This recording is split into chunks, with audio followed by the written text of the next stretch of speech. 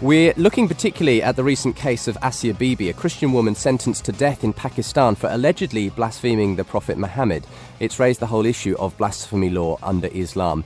And today on the show, John Joseph joins me. He's a Christian human rights activist who has supported Christians charged with blasphemy in court cases in Pakistan. He now resides in the UK after an attempt on his own life. Stuart Windsor is also with me, the Director of Christian Solidarity Worldwide, who support persecuted Christians around the world. On the Muslim side today, Adnan Rashid, a regular contributor to this programme. He's a Muslim speaker and apologist with the Hittin Institute, and we're going to be finding out his views in the whole area of blasphemy law, what the Quran has to say about it, whether Islam is ultimately compatible with freedom of expression, freedom to insult even, and we'll get into some of the distinctions of those a little bit later on in the show. So welcome along, gentlemen all. It's great to have you with me. We have an incredibly full studio, actually. We've sort of got an entourage as well. This is being filmed and we've got a couple of onlookers. So it feels like a live studio debate today. But thank you for joining me today. Perhaps we'll turn first of all to two people who are very new to the show, never been on before. Those are John Joseph and Stuart Windsor. But Stuart, you're a great friend of Premier because you've obviously been presenting the show Voice for the Voiceless for many years, highlighting the plight of persecuted Christians around the world. I mean, how often do you deal with Islam in some sense or another in the issues you're talking about? Can I just say two things first, Justin? Your introduction was brilliant. But wrong somehow. No, not wrong, no. And Christian Solidarity is unlike most Christian charities in that we're an advocacy organisation. And just for Adnan and those listening, we do not proselytise. No. Because it conflicts with advocacy. That's the first thing. And so we're very clear on our mandate of being a voice for the voiceless, mainly Christians, but others as well. And so we not only help Christians who suffer under unjust laws around the world, but others as well, including Muslims, Hindus, Buddhists, those that have been suffering under regimes that we would deem as evil. And so I'd like to make that clear. Now, in terms of my work, it does actually interface, and our work does interface with Muslim extremism, Islamic extremism around the world. For instance, not only in Pakistan, but in the Middle East, in Indonesia, even in China. You know, we're looking at Xinjiang in the northwest part of China, where the Uyghurs are mainly a Muslim tribe.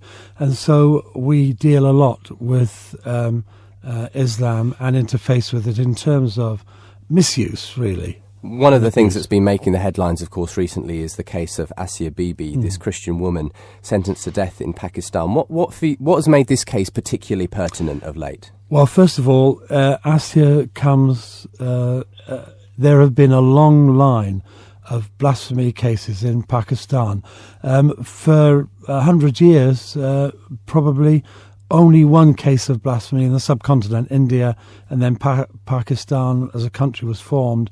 And then General Zia al-Haq Islamized the constitution. He brought in a code, PPC 295. Well, PPC 295A is actually a Sharia law that's enshrined in the Pakistan Penal Code that deals with insulting the Islamic religion. PPC 295B is the desecration of a holy book like a Bible or a Quran. And then PPC 295C is blasphemy against the Prophet Muhammad. He brought those two codes in at separate times in 80. We believe not because of the issue of Islam, but for political and ideological reasons. He wanted people to the Muslim vote. And so for us, watching and observing Pakistan, we believe the constitution was Islamized for the wrong reasons. And of course, the other thing we could say is this: there have been more blasphemy cases against Muslims than Christians. In fact, 50% of all the cases, and we know are between 900 to 1,000, have actually been taken against Muslims, not Christians. Well, turning to the case of Asia Bibi, what do you know of this, John? Have you been following the details of this case as it's emerged? No, I don't know a lot of details about the Asia Bibi, but I have got experience in my life because I'm working there a long time, from the 86 to 95 for the human rights. So I've got a lot of experience because I'll go to every time in the courts. I'll go to and meet to that peoples, and I know what's the reality for that cases. And what is the reality usually for these blasphemy cases? Is there a charge to be heard normally, or are these very often non-existent sort of? But if you charges? check all the cases from Zalhaq to now, have got a lot of cases, lot of cases. Not just for the Christians, not for the Muslim. It's a Hindu, it's Sikhs, lot of people involved in these cases. But all the cases, when it's go to the High Court, Supreme Court, cases go to finish because no any reality there. So these cases are usually overturned because just if you have got any evidence. problem with your neighbor, any problem with your any big leader, so he may make case for you, and you go to in the jail. So these are often actually personal vendettas that are Actually, it's going to misuse. Yes, and we could say, first of all, the case against Asia is this, that she was charged in 2009. Actually, she was working in fields with other women, and she drew water from a well, and she was the Muslim women accused her of making the water dirty, making the water unclean, I presume because she was a Christian, and then later they alleged that she had blasphemed the Prophet Muhammad. But most of the cases, as John said, that come to the court, there's never any factual evidence.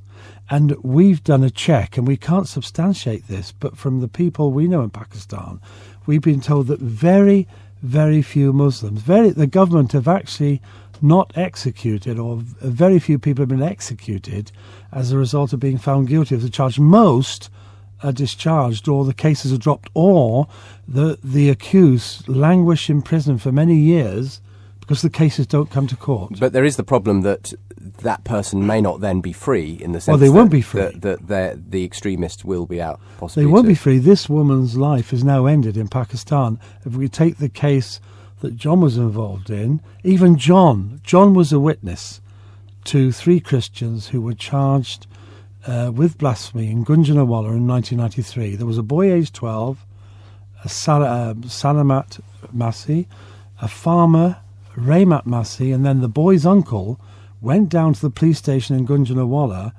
to intervene on his nephew's behalf. They had been accused of scribbling blasphemies on the mosque wall in Gunjanawala by the 2 Mulvanis.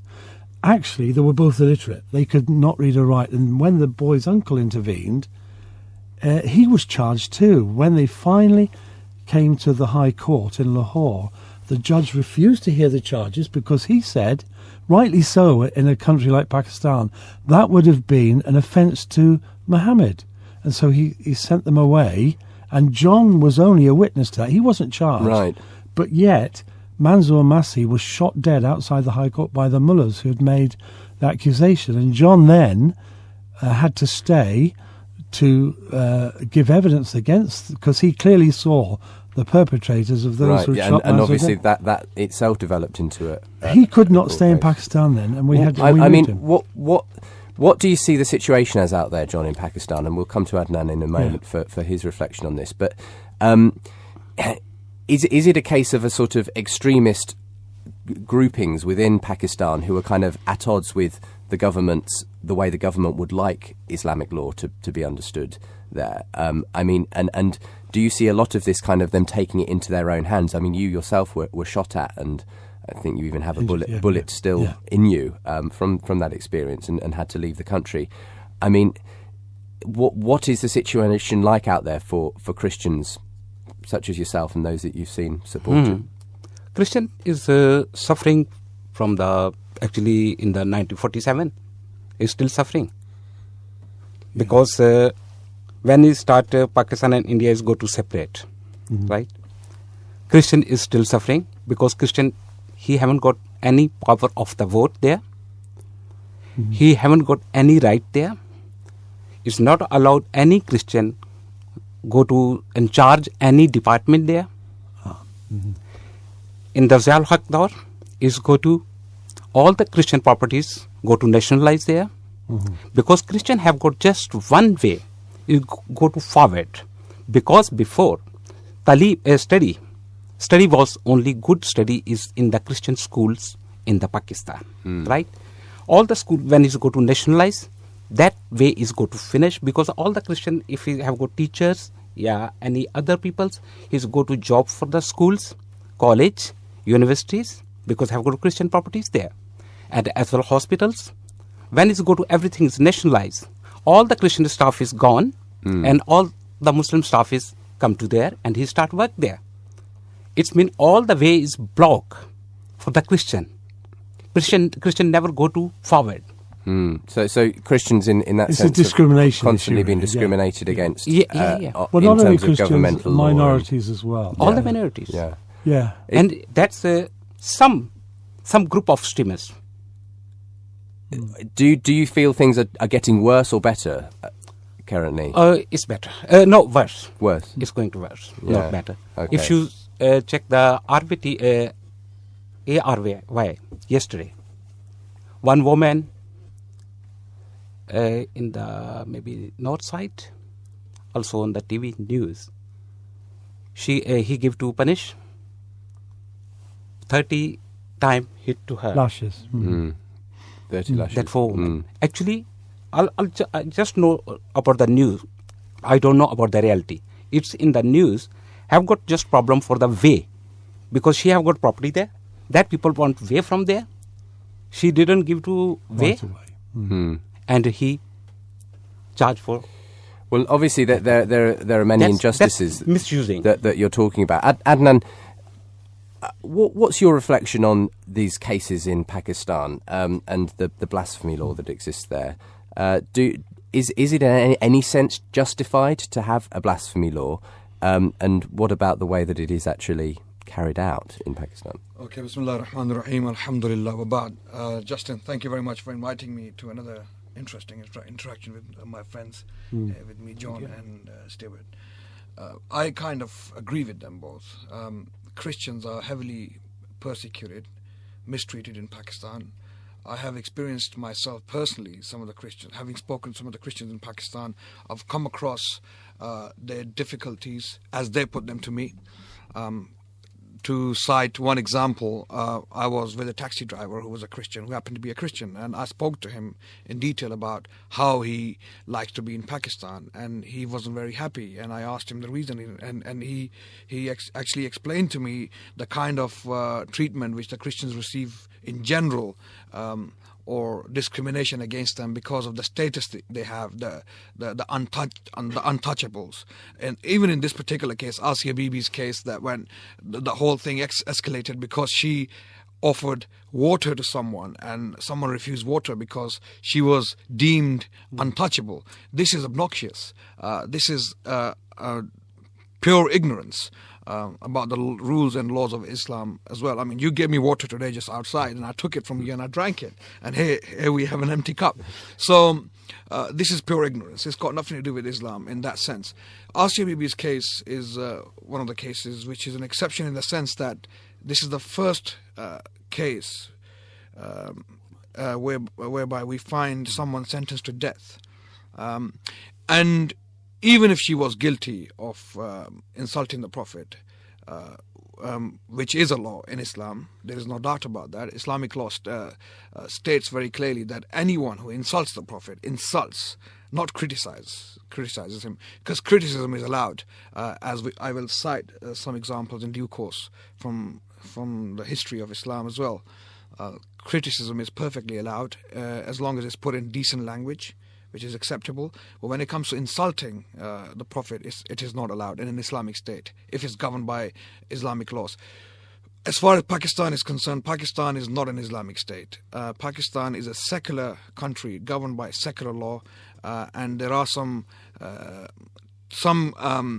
legal codes adopted from the Sharia law, and they have been implemented at will.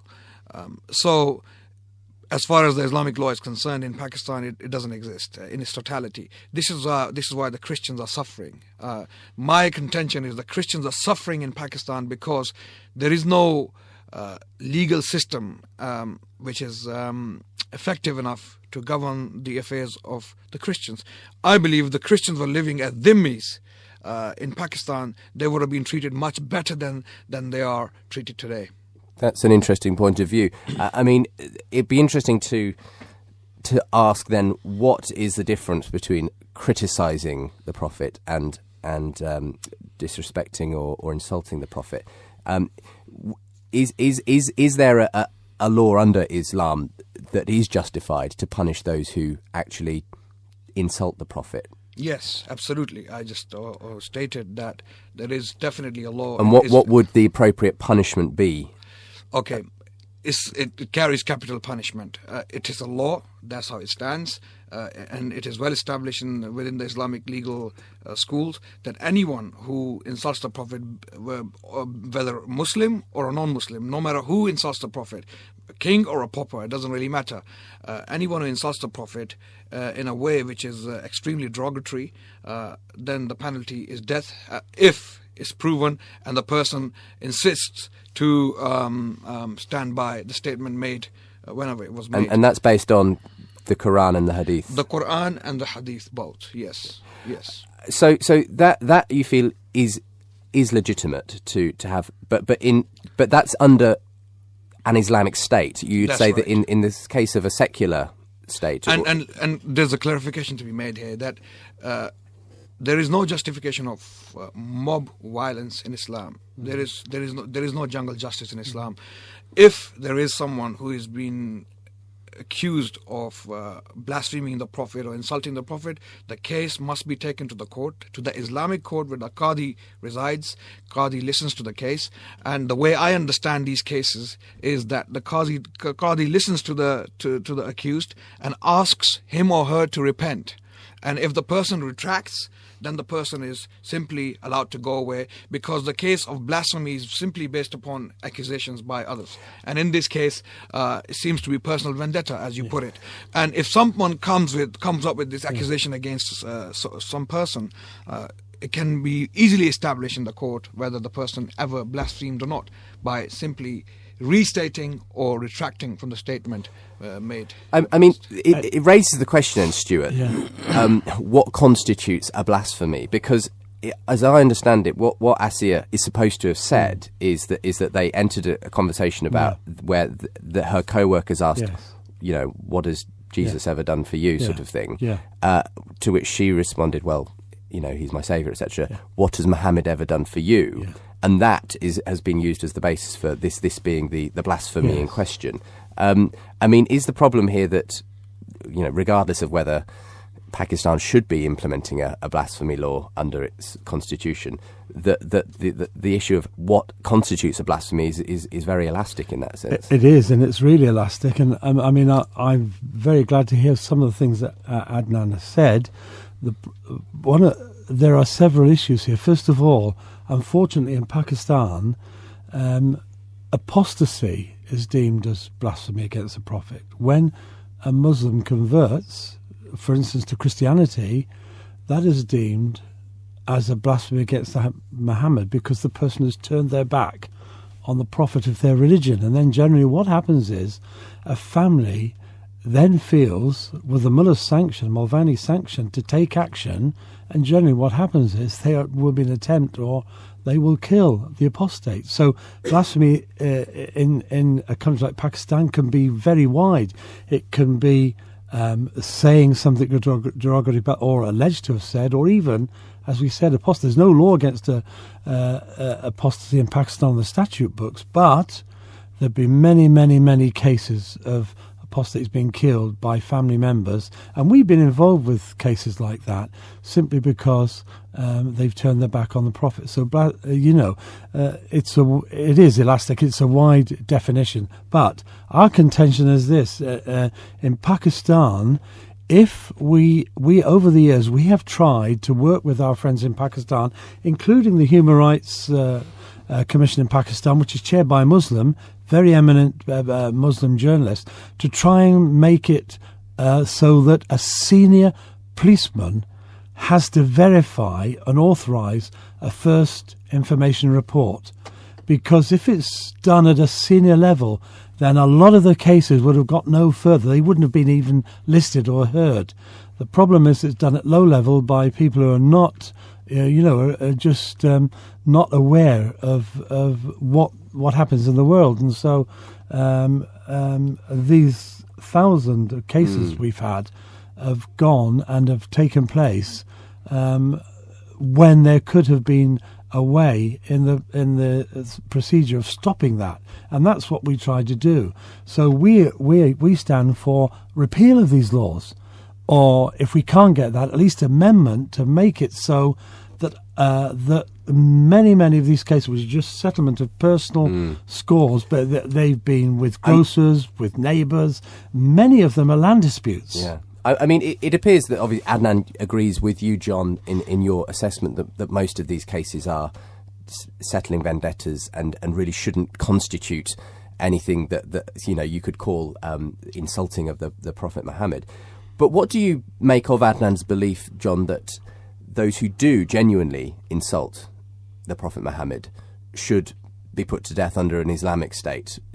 Do you see that as incompatible with, if you like, freedom of expression to, freedom of speech? That's wrong. Yeah. That's wrong. I believe that's wrong. Yeah. To insult the Prophet is wrong. But number one, if all the religion is go to same position, that's better. If it's just for the Prophet of the Muhammad, not Prophet of the Jesus, not Prophet of the other religions, that's wrong. I think that's a valid point. yeah. Because Again, I've got one proof. Sure. Yes. Aslam Dogar, he's living Lahore in the Shadara. He wrote a lot of time magazine against of the Jesus Christ. I'll go to complain the police station, and he say, no, you go to DC office. He first give to order, take a order, then I'll put on the FIR. I'll say, okay, I'll go to DC office. I'll give to that proof of the magazine. This is magazine. And he wrote like this. He say, okay, this paper is go to in the inquiry office. First he decide about the charge. Then you come back after 1 month, 2 months. I'll say, okay. Maybe nearly 6 months, I'll go there. Nothing, any result. When I'll go there, every time he said, oh, I'm waiting for the result, I'm waiting for the result, waiting for the result. After 6 months, when me and some friends go to their DC office and I discuss with him, and he say, okay, I'll check there, what's wrong there, why it's not give to me any order. I'll say, okay. When he'll check there, he say, no, sorry, I lost that magazine. So I haven't got any proof, so I can't do anything. This is a classic example because of that's injustice. for the Jesus Christ. If he say anything is in the Yes. Christian, if he is any Christian, do anything wrong, nobody's answer any questions. Yes. Straight we go to. I accept police this. station. In Pakistan, this is exactly what's happening. This is exactly what's taking place. As far as the Christians are concerned, as I already put it, they're not treated as equals, or they're not treated with justice. In Islam, as far as Islam stands, we have examples like Umar bin Khattab, the second caliph of Islam. A Christian boy came to him from Egypt and complained to him that a Muslim man hit him on the head because he was the son of the governor of Egypt. And Umar invited the son and the father both and asked the Christian boy to punish the son, the one who struck him, and the father, because the father did not teach his son good enough to how to be a good Muslim.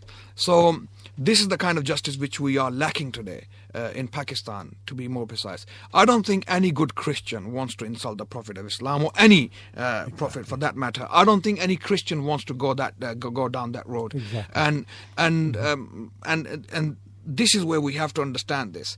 If someone insults the Prophet by mistake, even in case of Asia Bibi, it was alleged that she accepted that she did insult the Prophet in anger.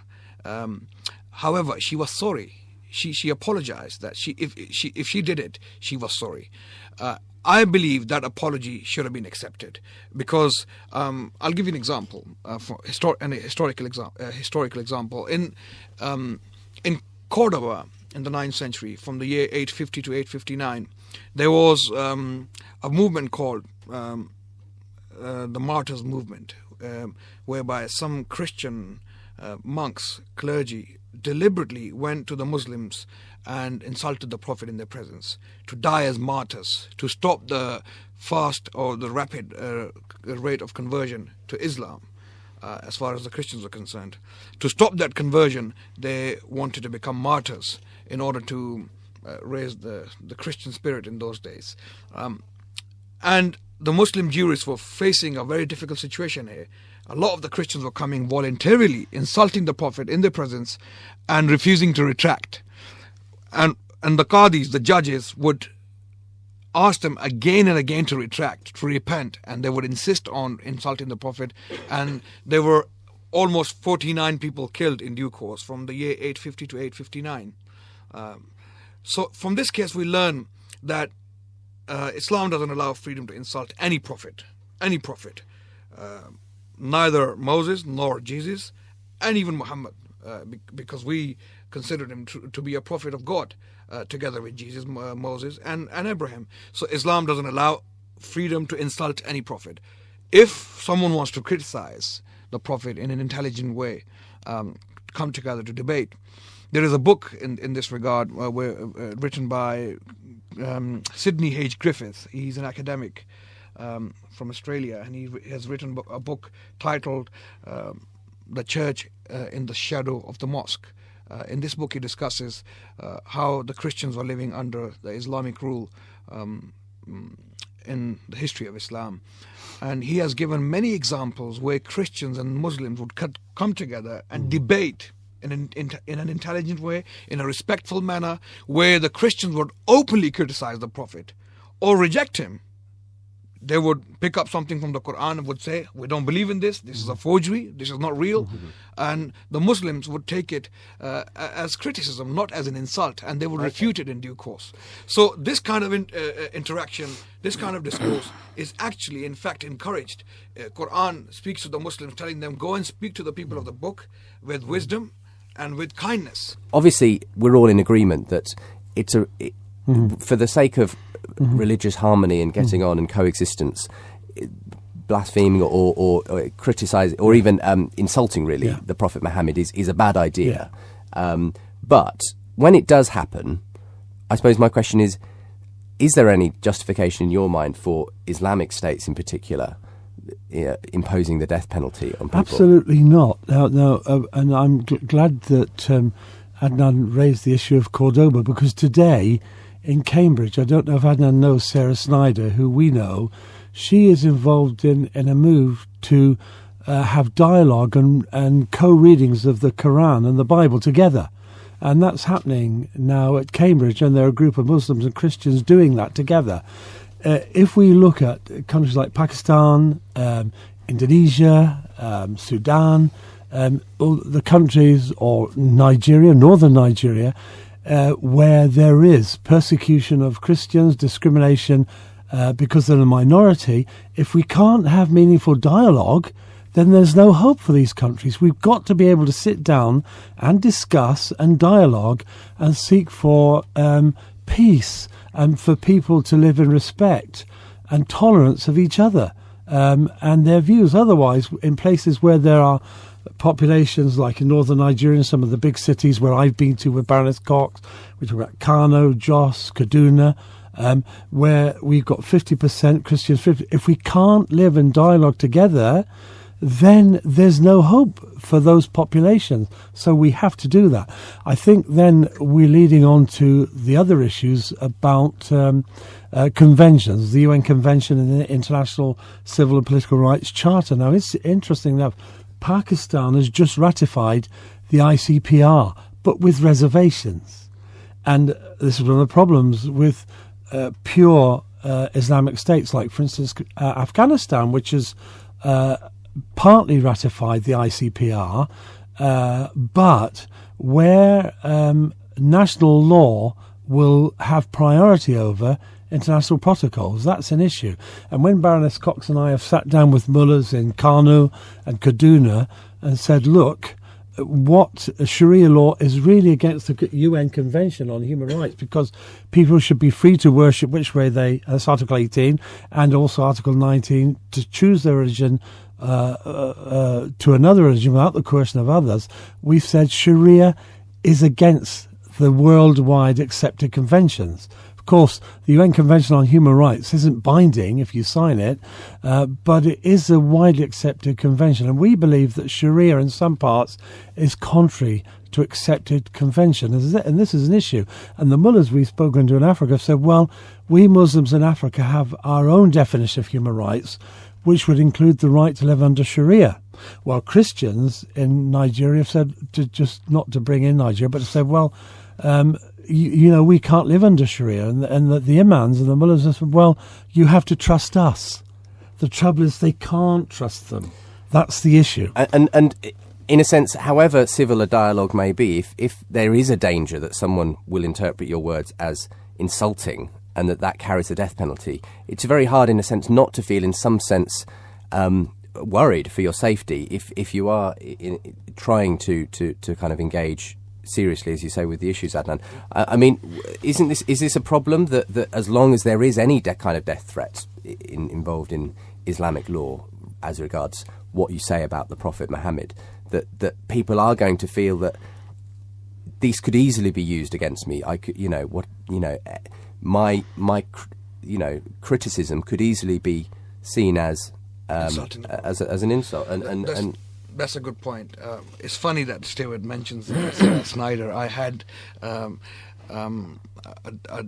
dialogue exactly the one you advocated. Yes, yeah. Exactly. I had a dialogue with her a couple of weeks ago. She's an amazing woman, and yes, we have agreed to work in the future on the same project she's working on. So I am already part of that project. Sarah Snyder is part of. I do advocate similar interactions between Muslims and Christians and Jews and atheists for all people to come together and at the same time being able to converse with each other with respect and dignity. Coming back to the issue of being able to criticize the Prophet and not fear that your words will be taken out of context. As an insult. This is where the courts come in. Even if as the Islamic law stands today, as I speak to you, even if someone insults the Prophet by mistake, once the case gets to the court, the judge decides whether this was an insult or not, because the judge simply turns around and asks the accused whether he or she intended to insult the Prophet. And if the person simply refuses to admit any guilt on his or her part, then the judge simply lets the person go. So this is how simple the Islamic law is, and this is exactly what happened in Cordoba. In Cordoba, in Maliki, they were given repeatedly, you say, the chance to absolutely, and this is confirmed by Cooper. To withdraw there. There's a book called Martyrs of Cordoba, written by Cooper, published by Nebraska University Press, and if you read the book, you'll get all these details. You look like you want to respond. Well, to that. I was just going to say that's great, and but even the poor judges in Pakistan have an issue. Now, in the case that John dealt with, in 1995, February 1995, when Rahmat and Salamat came before Judge Bhatti in the High Court in Lahore, he asked the prosecutors on behalf of the Mulvanis to bring the evidence that the boy and the farmer had actually scribbled the blasphemies. They couldn't. They were actually illiterate. They couldn't read or write, neither of them. Right. And so the judge set them free in 1995. Right. Then John was held by Asma Jianga, a Muslim lawyer, yes, who dealt with the case, and Abid Minto, a Muslim barrister. Mm-hmm. They felt very strongly against the blasphemy laws. John gave his evidence against the mullahs, and then we had to move him covertly. In 1998, two Muslim extremists walked into Judge Bhatti's office and shot him dead, and left a note saying the reason was he had set the kafirs, the unbelievers, free. Right. So the judiciary in Pakistan have to be very careful when dealing with blasphemy cases. This judge, when this case of Asia comes up, let me ask Adnan, would you like to be the judge that deals with it? Absolutely. Absolutely. And I would simply Well, I would say absolutely not, because... I would simply argue my case with these people, because if you give in or give up in the face of oppression and injustice, then who will defend justice? So I would simply stand up for Asiya if she is someone who did insult the Prophet, and if she retracts, even if she did insult the Prophet, and if she says she is sorry, she didn't mean to do it, she was angry, she would simply be allowed to go away. This is how this law works. I mean, and this is how the law stands. Oh, how it should work, at least. I mean, because in practice, I think... is exactly how it works. It does, but the law works in this way. How people practice it is another story altogether. That's the thing. Pakistan is a very bad example, unfortunately, of Islamic law and how it's practiced there. No, there was another case earlier this year. 2 brothers were accused of scribbling blasphemies against the Prophet Muhammad. The police took them into custody. They gave the handwriting to experts to adjudicate, and whilst the experts were adjudicating, Muslim extremists shot the brothers dead. Right. Whilst they were in police custody, 2 Christian brothers. Then the experts said the handwriting wasn't compatible, the guys were innocent. But it's too late, they've been shot dead. And so hundreds and hundreds of people who've been involved in blasphemy cases in Pakistan, Muslims, Christians and Ahmadis, they've had summary judgment dealt against them when they've been innocent. You're right, Stephen, but to be fair, to bring in another point, in America we have cases where fundamentalist Christians, extremists, have killed Muslims just because of what happened on the day of September the 11th, 9/11. Well, they killed Christians over the abortion issue. Exactly. So and Nigeria was another bad example. In Nigeria, both sides are equally guilty of ignorance and bigotry and barbarity. Unfortunately, there is no civilization in that country in that sense. Christians and Muslims are equally behaving in a barbaric manner. Again, we need to come back to the spirit of the golden age of Islam, where people could actually sit down together and converse with each other in a dignified and respectful manner. Sidney H. Griffith, to quote him again, gives an example of 10th century Baghdad, where an Andalusian traveller went to Baghdad and he saw a debate taking place in the city, governed by the Muslims at the time, where atheists, heretics, Christians, Jews, and Muslims sitting together in one place debating. Sounds a bit like this show. Sorry? Sounds a bit like this. Yeah, but I'm going to have to disagree with Adnan over northern Nigeria. Look, we've been there. We know what happens. And unfortunately, Christians do defend themselves when they're being attacked. And this is, Adnan, we've been there to Jos, Kaduna, Bauchi, Maiduguri. There are other issues there. I wouldn't agree with you on what you said there. If you look at the cases where some of the Christians have been walking into Muslim villages and burning them alive, as the Muslims have been doing the same to them, it's appalling. The point I'm making is it's equally appalling from both sides. Absolutely. I mean, obviously, we could nitpick on which cases are, who's to blame in these instances. But either way, it's a tragedy that the communities are essentially, at war with each other. I suppose I want to get back, though, to the fundamental point, which I think a lot of people listening will be thinking at this point, Adnan. Okay, fine, you're all for mutual dialogue, respectful, and where, in an ideal world, under an Islamic law, people wouldn't be put to death because people would all be civil to each other and be able to respectfully disagree with each other, etc. But people still may have a problem. I have a problem, for instance, with the idea that Islam would put to death those who don't retract an insult of the Prophet, because there's this fundamental issue of freedom of speech. I should be able to do these things. To insult. And is it in any sense fair that because I happen to live in an Islamic state that I will therefore be killed? What is the justification for that kind of mode of action? Okay, if someone wants to commit suicide, we simply cannot help these people. They need to. They're not asking. They're not.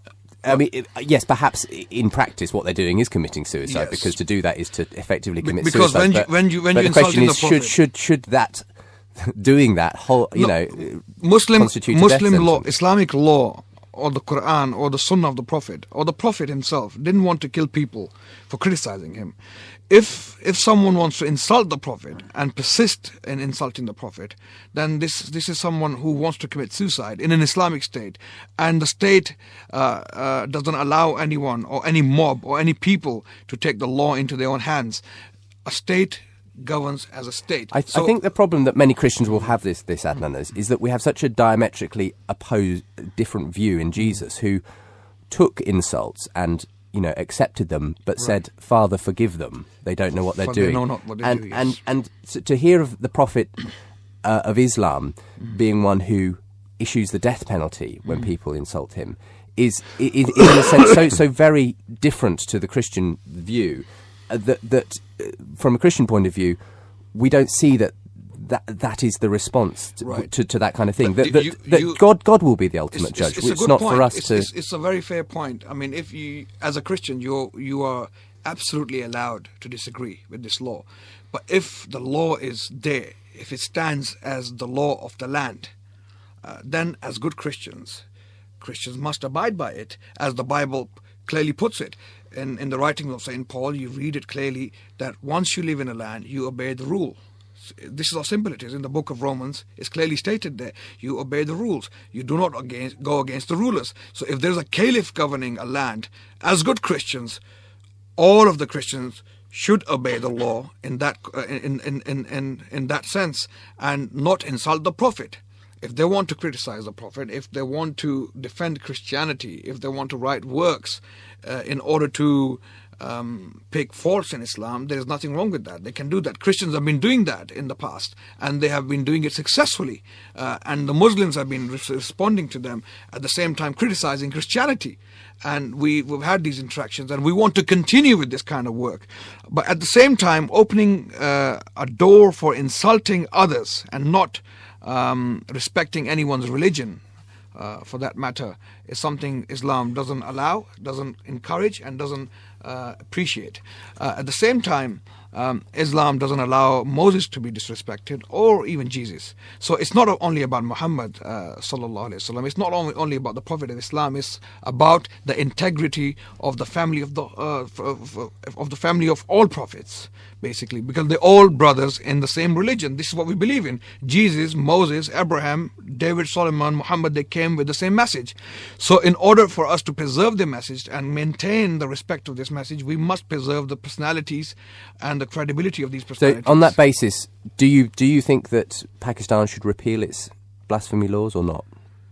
Pakistan is not an Islamic state. I believe Pakistan having blasphemy laws doesn't make sense. Doesn't make sense. Okay. It doesn't make sense So because it's not an Islamic state. It should repeal them. I want to come back to what Adnan said about the Apostle Paul. Whilst he said that we're subject to the laws and the powers that be, where those laws came into conflict with God and his word, as the Apostle Peter did, he said, when he stood before the Sanhedrin, he said, whether we should obey you or God, for us, we must obey God.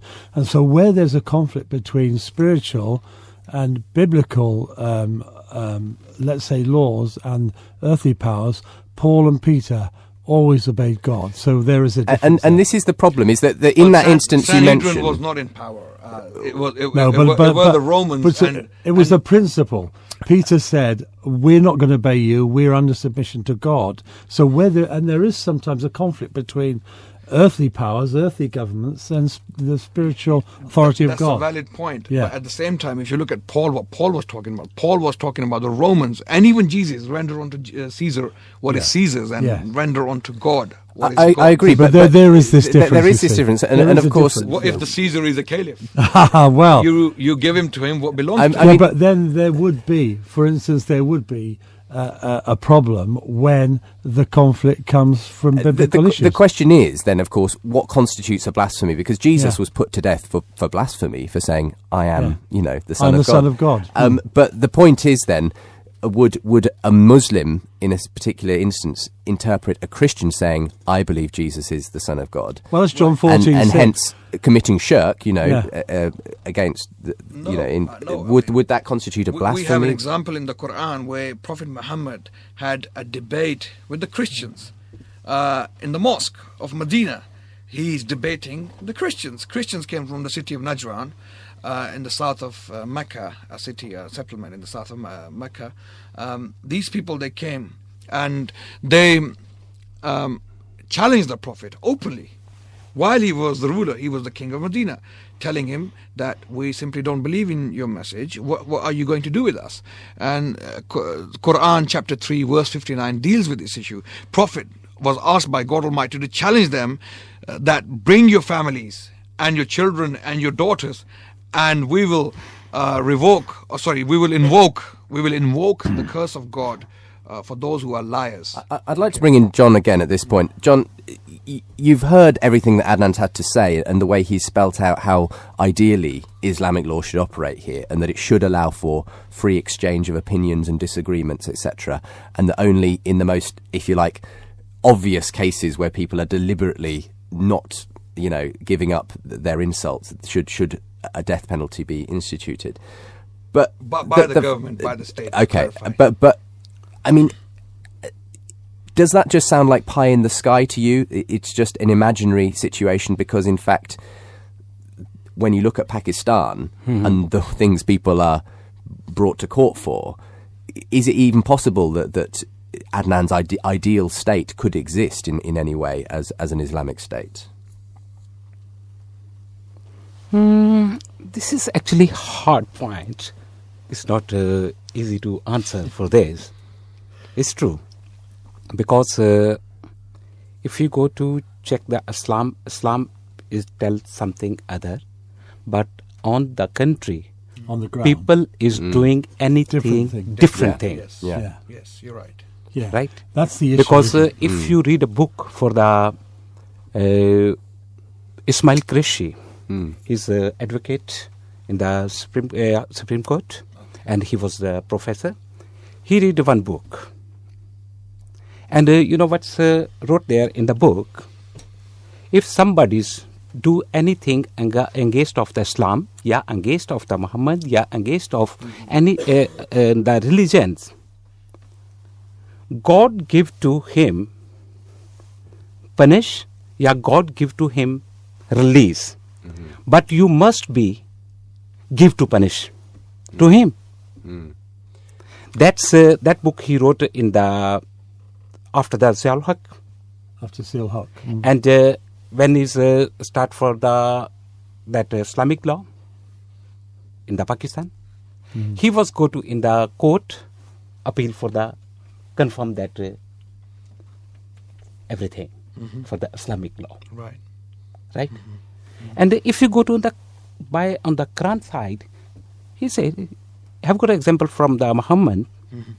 One lady, when he's walked from in the street, he put on rubbish on him. Absolutely. And he never give to punish. Yes. And so in practice, but everybody's in the practice. This is everything different. Look, again, ignorance. Ignorance with the religion. I mean, there's not the people. These people don't study. The mob, which is usually running around in Pakistan, the thugs who are killing and persecuting Christians and other minorities, are not educated Muslims. They don't know anything about their religion. Someone comes to them and tells them, this person, this Christian, this so-and-so insulted the Prophet, or put the Quran in the rubbish, or something like this. People will just run, and they just react. There was a case recently in state, Sialkot. Two brothers were accused of carrying out a robbery, and they were killed by a mob. Sialkot. Absolutely appalling. Why is the tension so high in that sense? So why do Muslims on the ground, who unfortunately don't have the benefit of your study and your they're not enlightened, are they? It's not only the Muslims. I think but why do they respond so aggressively to these stories? I think it's absolutely unfair to say that. If you go to South America, where we have Christians, if you go to even America, if you go to a place where you will find evangelical Christians, for that matter, if you say the wrong thing in the wrong place, where you have some of the Christians, they will react in the same manner. They won't go and lynch you. No. I mean, they won't. Well, in Africa, if you're in Africa in the wrong place at the wrong time, you will be lynched. It's I'm not sure that's it's not a Muslim monopoly. It's not a Muslim monopoly.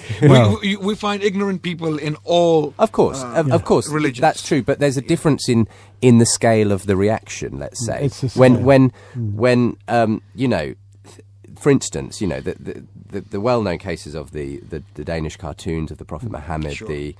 What the Pope said in a very academic lecture, in fact, but which was, as it were, seized upon by certain Muslim groups, provoked widespread violence, demonstration, death, and it seems out of all proportion to I think any we're justifiable dealing with reaction. extremists. In that case, for instance, when the cartoons were published, in Maiduguri in northern Nigeria, 27 churches were burnt down and Christians were killed. And that's why when that pastor said he was going to take that action in New York, we, for our brothers and sisters in Africa, had to say, please don't do that. Please don't do that, because Christians are going to suffer all around the world. It's the extremists. Of course. The thing is, in Pakistan, one of the problems in Pakistan is the state is unable to protect the minorities. Yes. That's one thing. That's right. Yes. If the state were better at protecting minorities, if the police gave protection to Christians who were faced with blasphemy charges, we've had them killed in prison. Tariq Iqbal, right. who John visited in prison, was a Pakistani airman. He was poisoned to he was facing a blasphemy charge. He was poisoned to death in a police cell. So we're dealing with extremism, and the police are unable to, because they're ignorant, they are unable to protect Christians and others who face Given these charges. the radical nature of what happens when people do have these reactions to criticism of Islam, which, as you say, Adnan, in your view of Islam is simply not justified, and any educated Muslim would not take that response. But given that it does happen, and it seems to happen widely in very many places, what is the hope for Islam, as it were, having that sense of a renaissance or some kind of enlightenment, actually with people on the ground, though, who make up the vast majority of Muslims most of these in the people world? who react in this way were never governed by Islam in the first place. Pakistan has British law governing its masses. Mm-hmm. Rest of the Muslim world, if you travel through the Muslim world, you'll see some countries are being governed by French law, American law, and a cocktail of different laws and regulations, including some codes from Sharia as well. So these masses, these mobs, were never governed by Islam. They don't know what Islam looks like. They don't know what Islam tastes like, what it feels like. So once masses or a people have been governed by Islam for a while, they would be educated in an Islamic way, in an intelligent Islamic way. Then they would know how to react. Then they would know who should be reacting, who should be carrying out the penalties, who should be carrying out the proceedings against those who are accused. So in this case, in Pakistan, what happens is, as put by Stewart quite rightly, that people who are accused, they go to prison and they get killed in prison. Unfortunately, even in case of Asia's punishment, the court has declared the punishment, and there is some guy in Peshawar somewhere. Mullah. I don't like the word mullah, by the way, because it's a Mullah. very derogatory Sorry. term. Mullah. Or maybe, someone, allegedly some cleric, has offered some money to kill Asia, even though the court has already declared its verdict. This is obnoxious. We've talked a lot about the wrongs of the Islamic blasphemy laws in Pakistan, and Adnan, you've agreed in a great deal with actually the assessment of John and Stuart here in the studio of the way it's carried out there. Obviously, you guys disagree on whether any kind of death penalty should be instituted for insulting the Prophet Muhammad, but in any case, in practical terms, given that there is a situation we all agree is not good in Pakistan, what are kind of some of the practical things that could take place, do you think, to bring about change there? I understand you, Stuart, and CSW, Christian Solidarity Worldwide, are working for repeal of these laws. We have a link with the Minister for Minorities, Shahbaz Bhatti. He's a personal friend of mine, and he has been tasked with looking at the blasphemy laws, and he was preparing a bill to go before the Parliament to repeal the laws. And so we're working for them to be repealed, basically because so many Muslims and Christians have unjustly been killed when they've been innocent and not guilty of the charges that have been made. We accept that probably in this current environment it will be difficult, but we certainly want amendments, and we certainly want to stop these cases going further than the police stations and the policemen, if they were far more enlightened and not ignorant, could stop these cases at the very lowest level and dismiss them. And that would be one thing. But the real issue, I think, is they're unjust. They really are out of context in today's world, where we believe that there should be freedom and democracy, and that people, as Adnan said, should be able to express themselves without insulting. And I don't believe Christians go out of the way, as Adnan said, to insult the Prophet, but we must get rid of these laws. Where there's always a danger, I suppose, of them being perverted to make the case that there has been an insult. Adnan, do you think Muslims should stand up more against these types of laws as they exist in Pakistan and as they're implemented? No, I believe Muslims should stand up against the way these laws are practiced in Pakistan and the way some of the Christians are treated in Pakistan and other minorities are treated, for that matter. Would the Hittin Institute advocate for the repealing of the laws in the way that CSW obviously is? No, Hittin Institute would advocate the implementation of Islam in its totality rather than repealing this law. Just implementing this law and disregarding the rest of Islamic system is not the solution in Pakistan. This is why Pakistan is in the state it is in today. Hittin Institute would advocate that the law of Islam should be implemented in its totality, so that the Christians, the Muslims and the Jews can live together again in peace and experience convivencia. But Jinnah, who's the father of the Pakistan constitution, never envisaged that, Adnan. He said when he set up the constitution of Pakistan, and let's face it, the Muslim League, when Pakistan was set up, depended on the Christian vote in the Punjab. Well, he said the Jews should be free to go to their places of worship, Hindus should be able to go to their temples, Muslims to the mosque, and Christians to the church. That's what Islam advocates. But that's what Jinnah said. He never envisaged. Well, Jinnah was saying what Islam says in that case, because but he didn't envisage an Islamic Islam state. defends the right of the minorities to live as they please, worship but as they please. But why can't we go back to the father of Pakistan, who didn't? Well, in that case, the father of Pakistan is Iqbal, who invited Jinnah in the first place to advocate the case of the Muslims in India. Iqbal was the author of the idea of Pakistan. Iqbal was the man who invited Jinnah, and Iqbal was not a secularist. If you read his poetry and if you read his works, you will come to realize that Iqbal was one of those people who promoted Islam as the solution rather than secularism. I mean, you obviously feel, Adnan, that in a properly, if you like, constituted Islamic state, these injustices would not happen. I believe yes. If Islam was but they do. Look at Saudi. Well, I was going to say, then Saudi Arabia, look at one that is a supposedly. Saudi Arabia doesn't govern its masses. Okay, but then is there in existence today an Islamic state that you would not term that as? I know of, and some of the Western governments wouldn't like to see a How do you know that moral. any Islamic state would rule with this justice and this harmony that have you speak I ever of? seen one? Well, have you seen it, and how can you even say that it would? Because we have historical examples to refer to. For example, but you could point to Indonesia up until 1990. Well, Indonesia had never governed with Sharia law. No, it didn't. No, it was a very enlightened, moderate Islamic but presumably country. That you. In other words, it's a secular. Until the Lashkar Jihad set up and then invaded the Malakas. In a way, we're starting to tread into the topic that will be next week's programme, which right. I think is a good place probably to end this, because we've had a very interesting discussion. Thank you all, gentlemen, for being with me. A lot of agreement, some disagreement, as always, on this programme, but you've all put the case very well. If people want to find out more about what you do, Adnan, and the Hittin Institute, is there somewhere they could look? I know you've got multiple YouTube videos of you in discussion. Yeah, I watch him on. Yes, absolutely. Where should they go, Adnan, if they want to find out more? They can go to the Hittin Institute website or IERA, Islamic Academy, Islamic Education and Research Academy. Okay. They can go on that website and look at my profile there and some other videos. We'll post the links as well with this podcast. So thanks, gentlemen, all, for being with me.